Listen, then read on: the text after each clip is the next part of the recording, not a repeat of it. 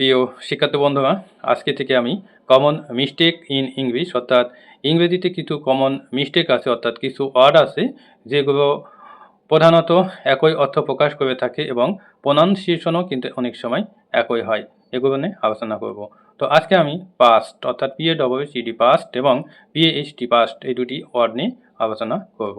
তো প্রথমেই দেখেন PASSED পাস্ট।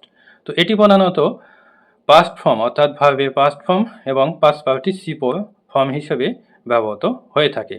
যেমন I passed by your house yesterday, আমি তোমার বাড়ির পাশ দিয়ে গতকাল গিয়েছিলাম। তো দেখেন এখানে ভার্ব হিসাবে ইউজ করা হয়েছে।